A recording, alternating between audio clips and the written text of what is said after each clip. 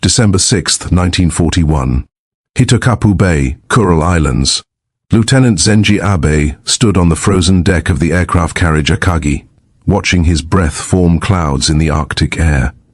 In his leather flying jacket pocket pressed against his chest lay a farewell letter to his wife and a lock of his hair for his funeral. He had written the final words that morning. "If I do not return, know that I served with honor." But somewhere in the back of his mind, a question gnawed that he dared not speak aloud. The Americans we are about to attack, are they truly the weakened nation our commanders promised? 24 hours later, that question would begin to find its answer in the most devastating way possible. What the Japanese pilots discovered after Pearl Harbor would not be measured in sunken ships or destroyed aircraft, but in a far more terrifying realization. They had not crippled a declining power. They had awakened an industrial colossus that would bury them in steel, aircraft, and ships at a rate that defied comprehension. This is the story of Pearl Harbor from the Japanese perspective. A tale not of military triumph, but of a nation's gradual, horrifying discovery that they had challenged an enemy whose industrial capacity was not just superior, but incomprehensible. The path to Pearl Harbor had been paved with desperation, not confidence. In July 1941, President Franklin Roosevelt froze all Japanese assets in America and imposed a total oil embargo. Britain and the Dutch East Indies followed immediately. In a single stroke, Japan lost access to 80% of its petroleum supply. The empire's oil reserves, carefully stockpiled over years, would last perhaps 18 months. If war came, that timeline collapsed to less than a year.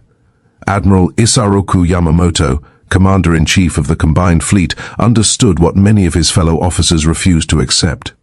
He had studied at Harvard from 1919 to 1921. He had served as naval attachés in Washington. He had walked American streets, visited American factories, seen American abundance firsthand. In January 1941, he wrote a letter warning of the consequences of war with America. Should hostilities break out between Japan and the United States, it would not be enough that we take Guam and the Philippines, or even Hawaii and San Francisco. To make victory certain, we would have to march into Washington and dictate the terms of peace in the White House.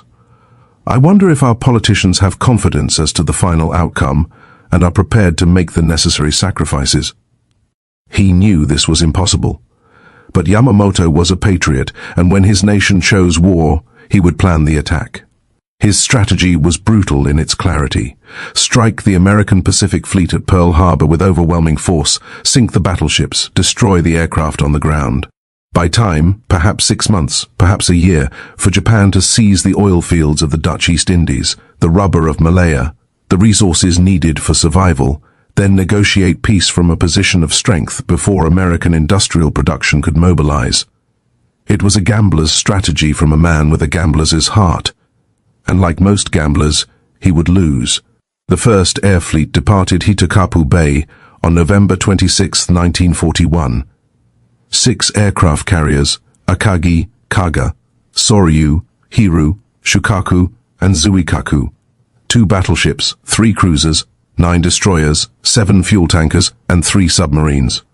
414 aircraft aboard the carriers representing the finest naval aviators in the world.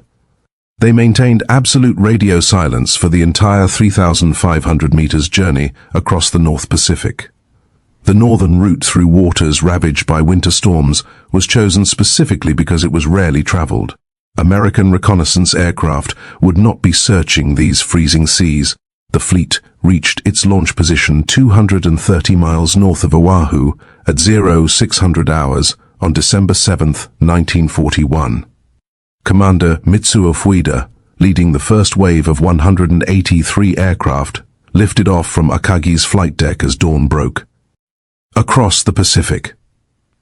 For months, the pilots had trained over Kagoshima Bay, chosen because its geography mirrored Pearl Harbor, mountains dropping to a shallow harbor, requiring precision approaches at extreme low altitude.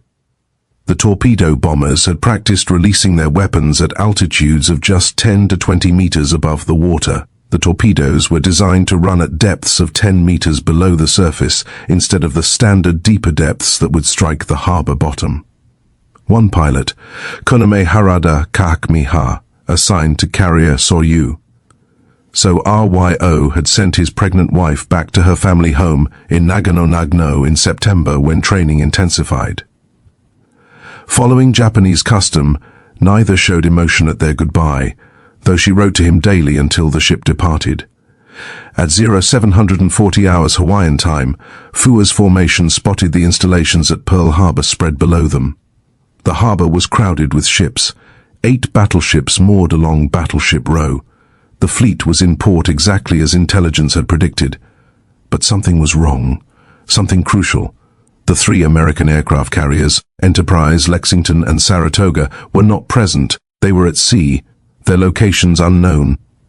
Fuchida made his decision in seconds. The attack would proceed. He slid back the canopy of his Nakajima B-5N2 and fired a single dark blue flare, the signal his pilots had trained for months to recognize. Then he transmitted 3 words that would echo through history. Tora, Tora, Tora, Tiger, Tiger, Tiger. Complete surprise. Achieve. You achieved. The attack lasted 1 hour and 15 minutes across 2 waves. 2.43 Americans died. 1,170 Awat were wounded. 2 battleships, Arizona and Oklahoma, became total losses that would never return to service. 4 more battleships, West Virginia, California, Nevada, and Tennessee, suffered severe damage, but would eventually be salvaged and repaired. 188 aircraft were destroyed on the ground. The Japanese lost 29 aircraft, 5 Fias submarines. By any conventional military measure, it was an extraordinary success. But as the Japanese pilots circled above the smoking harbor, preparing to return to their carriers, some observed details that would later haunt them. The massive oil storage tanks on the shore holding millions of gallons of fuel sat untouched. The submarine base was intact. The repair facilities were undamaged. The dry docks remained operational. And those 3 carriers were still out there somewhere in the Pacific, untouched and lethal. Lieutenant Zenji Abe flew in the second wave, piloting an Aichi D-3, a dive bomber. By the time his formation arrived over Pearl Harbor, the Arizona was already a burning wreck. Her forward magazines detonated by a bomb from the first wave that killed 1,177 men in a single catastrophic explosion. Abe targeted ships still capable of fighting, adding his bombs to the destruction already underway. The question that had gnawed at him on the frozen deck of Akagi found no answer in the smoke and fire below. Only more questions. Aboard Akagi, Commander Fuchida urged Vice Admiral Chuichi Nagumo to launch a 3rd wave to return and destroy the fuel tanks and repair facilities. Nagumo refused. The 1st Air Fleet had achieved its objective. The element of surprise was lost. American forces were now fully alert. The carriers must withdraw before the American carriers found them. The decision was tactically sound and strategically catastrophic. The ships that Japan had damaged would be raised, the aircraft would be replaced. But that choice to leave the infrastructure intact would allow Pearl Harbor to remain operational as the forward base for the entire Pacific Fleet throughout the war. As the Japanese fleet steamed back toward home waters, the pilots began to process what they had witnessed. Yes, they had sunk battleships. Yes, they had achieved surprise. But the American base they had attacked revealed something deeply troubling: the scale of Pearl Harbors. Facilities, the number of ships present, the infrastructure visible even from their attack altitude, all suggested an industrial capacity far beyond what Japanese intelligence had described. If this was just one American base, how many more existed? The question would be answered with brutal mathematical precision over the following months. In 1941, Japan had produced 5,088 aircraft. The United States had produced 19,433, nearly 4 times more.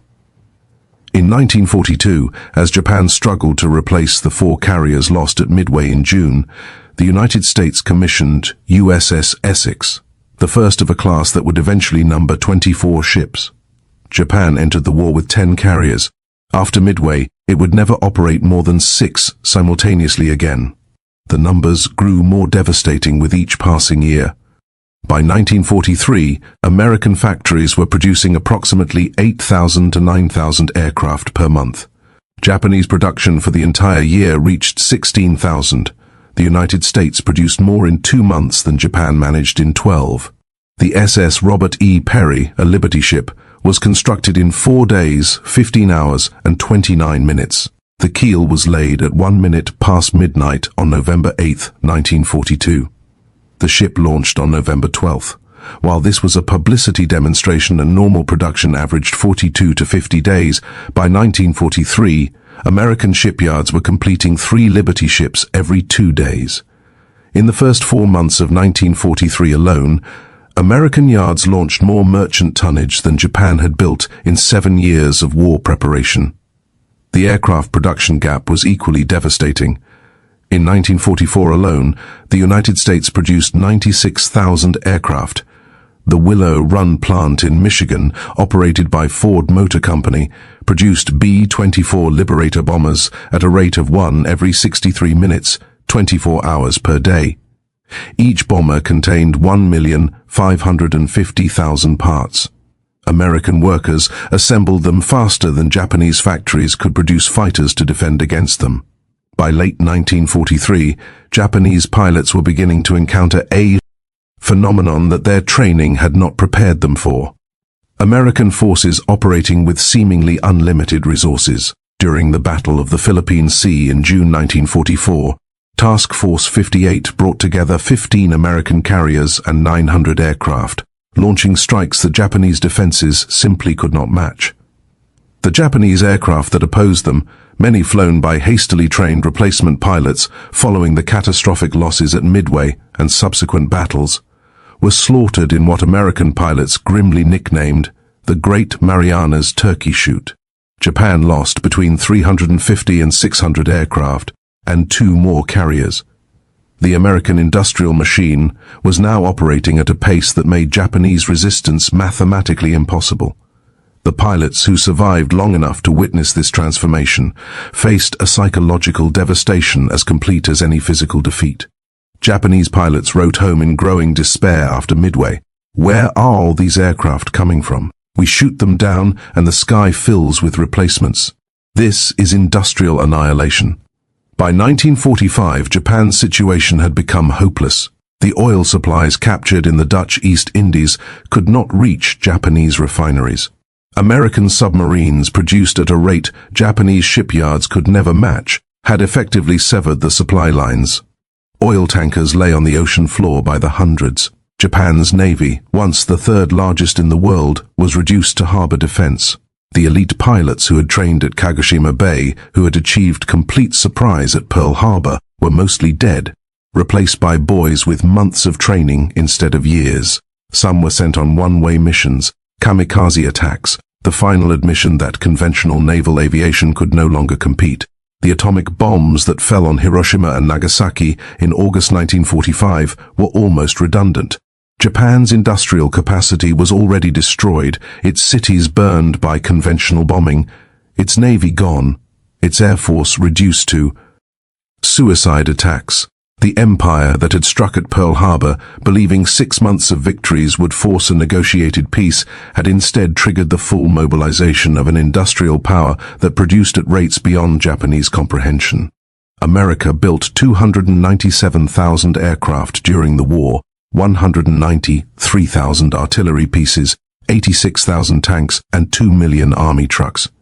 Japan's entire war production across all categories represented less than 10% of American output in most cases, less than 5% in many.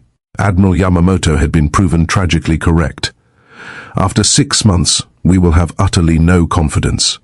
He died on April 18, 1943, when American fighters, guided by intercepted and decoded messages from the JN-25B code revealing his inspection tour itinerary, ambushed his transport aircraft over Bougainville.